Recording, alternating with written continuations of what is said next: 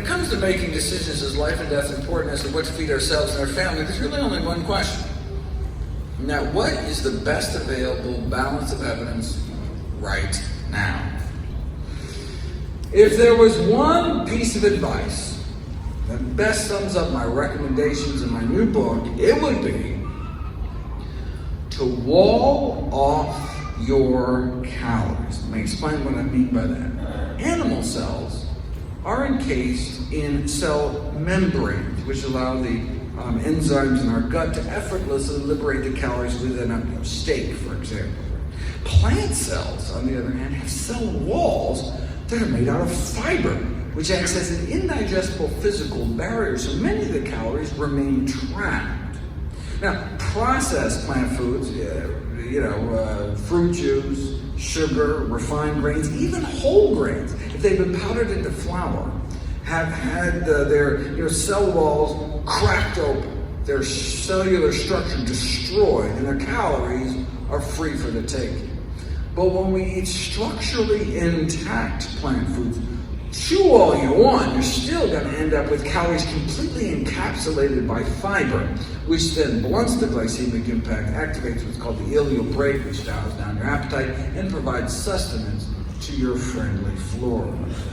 So, bottom line, try to make sure as many of your calories as possible, your protein, your carbs, your fat, are encased in cell walls. In other words, from whole, intact plant foods.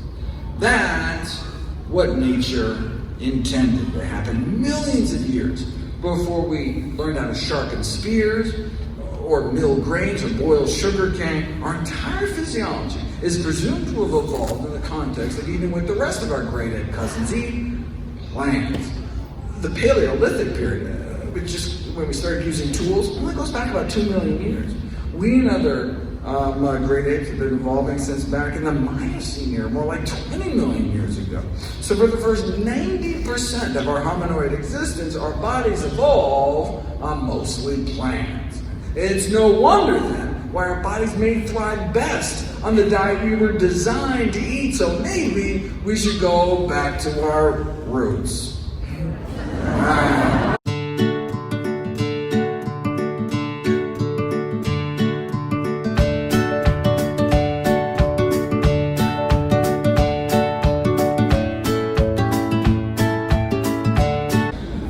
With enough portion control, anyone can lose weight.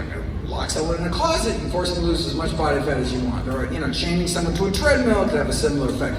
But what's the most effective weight loss intervention that doesn't involve calorie restriction or exercise or a felony? Well, I have scoured through the medical literature and all the randomized controlled trials, and the single most successful strategy to date is a diet of whole plant foods. The single most effective weight loss intervention like that ever published in the peer-reviewed scientific literature, a whole food, plant-based diet. Works better than anything else studied today.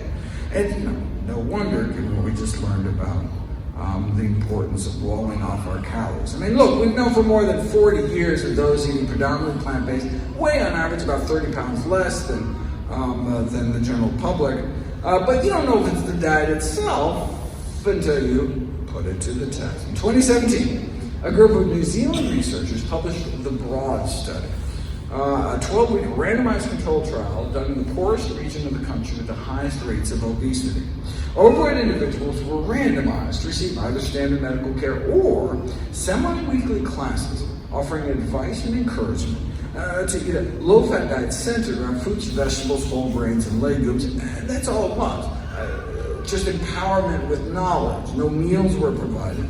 The intervention group was merely informed about the benefits of plant-based eating and encouraged to fit into their own lives.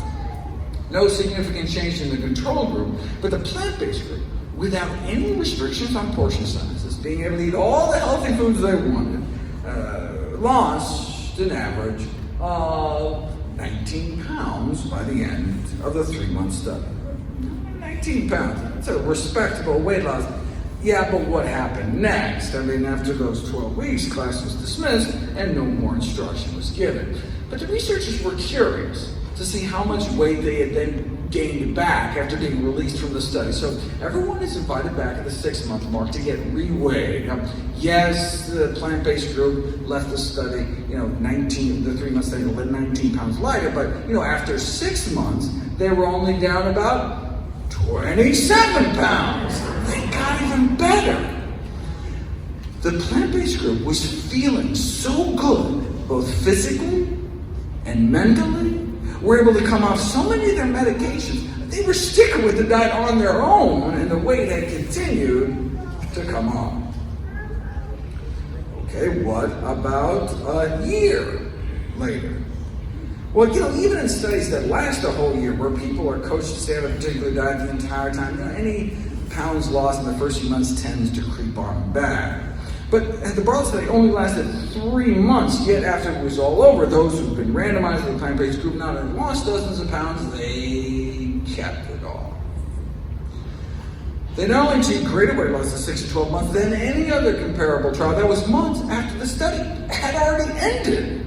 A whole food plant-based diet achieved the greatest weight loss ever recorded compared to any other such intervention published in medical literature. You can read the groundbreaking study in full for free at nature.com/article/NUTP2173, or you can just point your phone camera at the screen and pick off the QR code.